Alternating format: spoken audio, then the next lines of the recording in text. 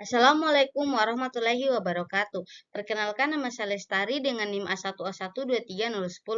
Jadi saya akan mempresentasikan materi tentang analisis teori dan perhitungan dalam perdagangan internasional. Yang pertama, kita harus tahu apa sih perdagangan internasional. Jadi, perdagangan internasional adalah aktivitas jual beli barang dan jasa yang terjadi antara dua atau lebih negara. Kemudian, perdagangan ini mencakup ekspor atau penjualan barang ke luar negeri dan impor atau pembelian barang dari luar negeri. Kemudian materi ini tuh ada 5 pembahasan. Yang pertama, kritik David Hume terhadap pandangan merkantilisme tentang perdagangan internasional. Kemudian yang kedua, konsep menghitung dan menganalisis keuntungan absolut Adam Smith dalam perdagangan internasional. Yang ketiga, konsep menghitung dan menganalisis keuntungan komparatif dalam perdagangan internasional. Yang keempat, konsep menghitung dan menganalisis perdagangan internasional berdasarkan model Heckscher-Ohlin atau HO dan penerapannya. Kemudian yang terakhir, analisis paradoks Leontief dalam perdagangan internasional. Yang pertama, yaitu kritik David Hume tentang pandangan merkantilisme tentang perdagangan internasional. Kata merkantilisme berasal dari kata merchant yang artinya adalah pedagang. Menurut paham merkantilisme, setiap negara yang ingin maju harus melakukan perdagangan dengan negara lain. Kekayaan bersumber melalui surplus perdagangan luar negeri yang diterima baik dalam bentuk perak maupun dalam bentuk emas, sehingga mendorong ekspor dan juga mengurangi impor. Kemudian, David Hume memberikan kritik terhadap teori merkantilisme dan aliran harga spesies dalam karyanya yang berjudul Esai Moral dan Politikal tahun 1752. Berikut ini ada beberapa poin utama dari kritik Hume. Yang pertama, ada pengaruh aliran emas dan perak terhadap harga.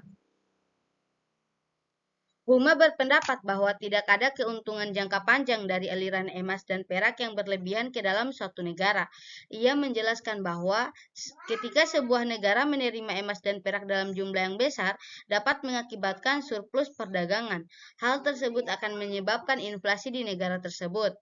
Kemudian kritik yang kedua, efek dinamis pada perdagangan internasional. Hume mengajukan apa yang kini dikenal sebagai Hume's Peace Flow Mechanic. Menurutnya, jika suatu negara mengalami surplus perdagangan dan menerima emas atau perak, hal ini akan meningkatkan jumlah uang yang beredar. Akibatnya, permintaan domestik terhadap barang dan jasa dapat meningkat yang menyebabkan harga-harga domestik naik.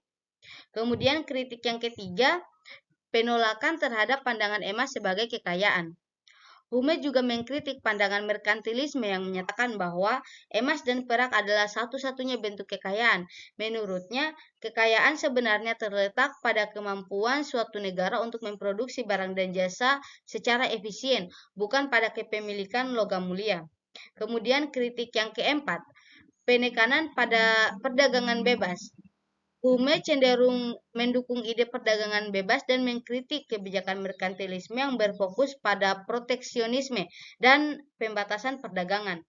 Ia berpendapat bahwa kebijakan merkantilisme yang terlalu mengatur dan membatasi perdagangan internasional hanya akan merugikan negara dalam jangka panjang karena akan menghambat efisiensi pasar dan pertumbuhan ekonomi. Kemudian, implikasi teori Hume dalam perdagangan internasional. Yang pertama, pengaruh inflasi terhadap keseimbangan perdagangan. Teori Hume tentang aliran emas dan perak yang berlebihan ke dalam suatu negara dan dampaknya terhadap inflasi masih relevan, terutama dalam kaitannya dengan kebijakan moneter dan nilai tukar. Misalnya, jika suatu negara mengalami surplus perdagangan yang besar dan menerima aliran uang atau cadangan devisa dalam jumlah yang besar, hal ini dapat meningkatkan jumlah uang yang beredar, sehingga dapat menyebabkan inflasi domestik dan mempengaruhi daya saing ekspor negara tersebut. Kemudian yang kedua, perdagangan bebas versus proteksionisme. Hume menekankan pentingnya perdagangan bebas dan mengkritik proteksionisme. Dalam perdagangan global saat ini, banyak negara yang meskipun dalam situasi globalisasi cenderung kembali pada kebijakan proteksionisme, misalnya tarif impor yang lebih tinggi atau pembatasan impor. Pandangan Hume mendukung gagasan bahwa proteksionisme dapat menghambat efisiensi pasar dan menyebabkan ketidakseimbangan ekonomi dalam jangka panjang. Kemudian yang ketiga, fluktuasi nilai tukar. Salah satu aspek yang lebih relevan dalam teori Hume adalah mekanisme harga spesies yang berhubungan dengan pergerakan mata uang. Dalam konteks ini, perubahan dalam neraca perdagangan mempengaruhi nilai tukar suatu mata uang. Misalnya, negara dengan surplus perdagangan yang besar akan mengalami tekanan pada mata uang mereka untuk menguat, yang bisa mengurangi daya saing ekspor mereka sesuai dengan teori Hume. Kemudian yang keempat, kritik terhadap pandangan emas sebagai kekayaan. Hume menolak gagasan merkantilisme yang menganggap emas dan perak sebagai salah satu sumber kekayaan. Kemudian yang kelima, mekanisme penyesuaian otomatis dalam ekonomi global. Salah satu aspek yang penting dalam teori Hume adalah bahwa ekonomi akan menyesuaikan diri secara otomatis terhadap keseimbangan perdagangan melalui perubahan harga dan nilai tukar. Ini dapat diamati dalam pasar global saat ini melalui mekanisme penyesuaian otomatis, meskipun dalam bentuk yang lebih modern. Kemudian pembahasan kedua, menghitung dan menganalisis keunggulan absolut Adam Smith dalam perdagangan internasional. Menurut Adam Smith, keunggulan absolut adalah kemampuan suatu negara untuk memproduksi suatu barang atau jasa dengan lebih efisien dibandingkan negara lain. Dalam hal ini, efisiensi diukur dari jumlah sumber daya yang diperlukan untuk memproduksi barang tersebut. Jika suatu negara dapat menghasilkan lebih banyak barang dengan sumber daya yang sama atau menghasilkan jumlah yang sama dengan sumber daya yang lebih sedikit dibandingkan negara lain, negara tersebut memiliki keunggulan absolut dalam produksi barang tersebut. Smith berpendapat bahwa setiap negara memiliki kemampuan tertentu untuk memproduksi barang secara lebih efisien dibandingkan negara lain. Oleh karena itu, negara-negara seharusnya fokus pada produksi barang yang mereka dapat hasilkan dengan efisien dan kemudian berdagang dengan negara lain untuk mendapatkan barang yang diproduksi dengan cara yang lebih efisien oleh negara lain. Adapun beberapa perbedaan keunggulan absolut dengan merkantilisme. Yang pertama, jika dilihat dari konsep utama, keunggulan absolut yaitu suatu negara harus memproduksi barang yang dapat dibuat lebih efisien dibanding negara lain. Sedangkan merkantilisme, kekayaan negara diukur dari jumlah emas dan perak yang dimiliki. Kemudian dari fokus utama, efisiensi produksi dan spesialisasi tenaga kerja. Sedangkan dari merkantilisme, mempertahankan surplus perdagangan dengan mengekspor lebih banyak daripada mengimpor. Kemudian yang ketiga itu dari sumber kekayaan. Pada keunggulan absolut itu diukur dengan tingkat produksi dan perdagangan yang saling menguntungkan. Sedangkan dari merkantilisme itu berasal dari ekspor tinggi dan pembatasan impor, dari penguasaan koloni dan eksploitasi sumber daya alam. Kemudian jika dilihat dari implikasi di dunia nyata, keunggulan absolut itu jika dilihat Inggris lebih efisien dalam membuat kain dan Portugal lebih efisien dalam membuat anggur, maka Inggris akan mengekspor kain ke Portugal dan Portugal akan mengimpor anggur dari Portugal. Kemudian dari merkantilisme, pada abad ke-17 dan ke-18, Inggris dan Prancis membatasi impor dan mendukung ekspor untuk meningkatkan cadangan emas mereka. Kemudian, contoh studi kasus perhitungan keunggulan absolut antar dua negara. Misalnya terdapat dua negara, yaitu negara A dan negara B. Kedua negara ini memproduksi dua barang, yaitu pakaian dan mobil. Pakaian, negara A dapat memproduksi 10 unit pakaian per jam, sedangkan negara B hanya dapat memproduksi 6 unit pakaian per jam. Kemudian yang kedua mobil. Negara A dapat memproduksi 5 unit mobil per jam, sedangkan negara B dapat memproduksi 4 unit mobil per jam. Berdasarkan studi kasus ini, kita dapat menyimpulkan bahwa negara A memiliki keunggulan absolut dalam produksi pakaian dan mobil, karena mereka mampu memproduksi kedua barang tersebut lebih efisien dibandingkan dengan negara B. Oleh karena itu, negara A lebih baik memfokuskan sumber daya mereka untuk memproduksi kedua barang ini dan mengekspor barang-barang tersebut ke negara B. Negara B, meskipun tidak memiliki keunggulan absolut dalam kedua barang tersebut, masih bisa memperoleh manfaat dari perdagangan dengan mengimpor barang yang diproduksi lebih efisien oleh negara A. Kemudian pembahasan yang ketiga, menghitung dan menganalisis keunggulan komparatif dalam perdagangan internasional. Keunggulan komparatif yang dikemukakan oleh David Ricardo dalam bukunya Spin Cheap Place of Political Economy and Taxation di tahun 1817. Walaupun sebuah negara kurang efisien dibanding atau memiliki kerugian absolut terhadap negara lain dalam memproduksi kedua jenis komoditi yang dihasilkan, namun masih tetap terdapat dasar untuk melakukan perdagangan yang menguntungkan kedua belah pihak. Kemudian perbedaan keunggulan absolut dan keunggulan komparatif. Yang pertama dari definisi. Keunggulan absolut diperkenalkan oleh Adam Smith dalam The Wealth of Nations di tahun 1776. Sedangkan keunggulan komparatif diperkenalkan oleh David Ricardo dalam teori perdagangan internasionalnya. Kemudian dari ciri-ciri. Keunggulan absolut mengukur efisiensi produksi suatu negara, sedangkan keunggulan komparatif berfokus pada biaya peluang bukan hanya produktivitas. Adapun implikasinya keunggulan absolut dapat dilihat dari Indonesia versus Brazil dalam memproduksi kopi. Indonesia menghasilkan 10 ton kopi per tenaga kerja, sedangkan Brazil hanya menghasilkan 7 ton kopi per tenaga kerja. Indonesia memiliki keunggulan absolut terhadap produksi kopi. Kemudian keunggulan kooperatif antara Indonesia dan Amerika Serikat dalam produksi kopi dan gandum Indonesia. Indonesia bisa memproduksi 10 ton kopi atau 5 ton gandum per tahun dengan sumber daya yang sama, sedangkan Amerika Serikat bisa memproduksi 8 ton kopi atau 20 ton gandum per tahun dengan sumber daya yang sama.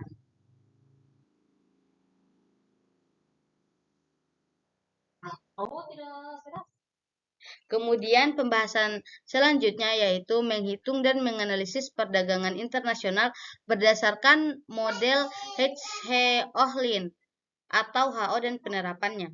Teori Hertz-Ohlin menyoroti dua faktor produksi utama, yaitu tenaga kerja dan modal. Tenaga kerja mencakup semua sumber daya manusia yang berpartisipasi dalam aktivitas produksi, baik fisik maupun berbasis pengetahuan. Modal dalam konteks ini mencakup aset fisik seperti mesin dan peralatan industri, serta aset finansial seperti saham dan obligasi. Kedua faktor ini bekerja sama dalam kegiatan produksi dan berperan sebagai elemen kunci dalam perdagangan internasional.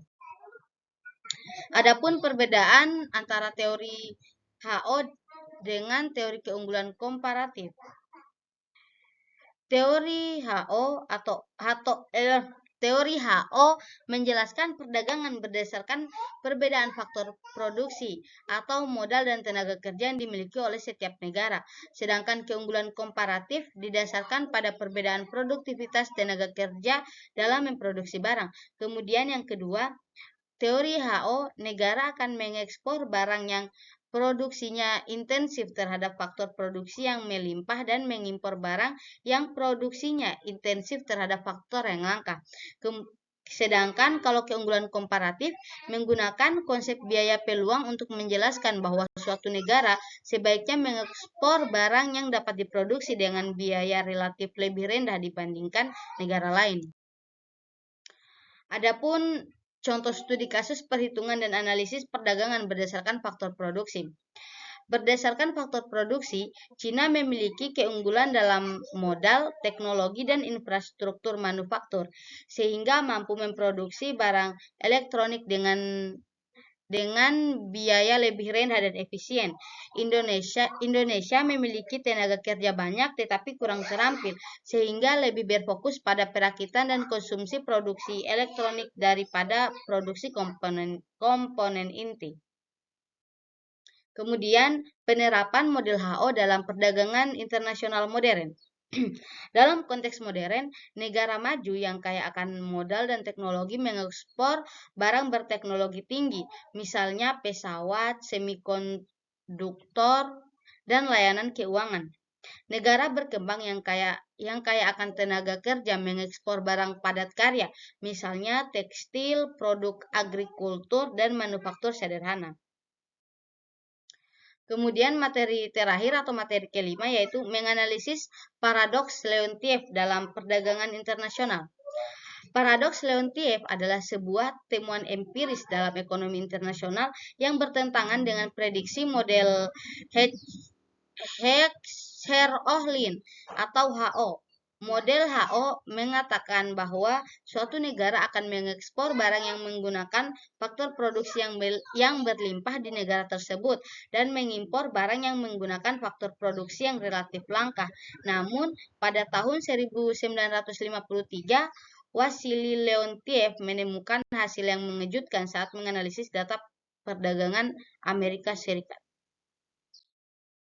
Kemudian ada beberapa faktor penyebab terjadinya paradoks dalam ekonomi dunia. Ada 4 faktor-faktor yang dapat menyebabkan terjadinya paradoks Leontief dalam ekonomi dunia. Yang pertama, perbedaan produktivitas tenaga kerja.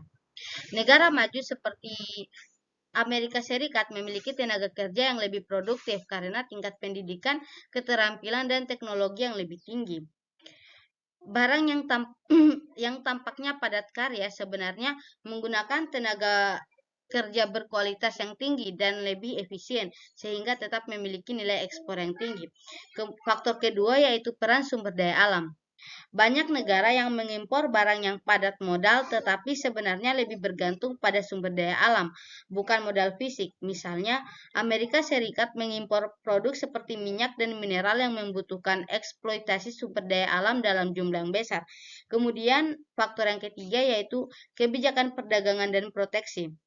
Tarif, kuota, impor, dan kebijakan perdagangan lainnya dapat mempengaruhi pola ekspor dan impor proteksi industri tertentu. Bisa menyebabkan suatu negara lebih banyak mengimpor barang padat modal meskipun memiliki keunggulan dalam produksinya. Kemudian faktor yang terakhir yaitu perbedaan preferensi konsumsi. Setiap negara memiliki selera yang berbeda terhadap barang yang diproduksi. Bisa jadi negara dengan modal besar tetapi mengimpor barang padat modal karena konsumennya lebih menyukai produk impor dengan teknologi atau desain tertentu. Kemudian, sekian presentasi saya pada hari ini. Adapun kesimpulan dan saran.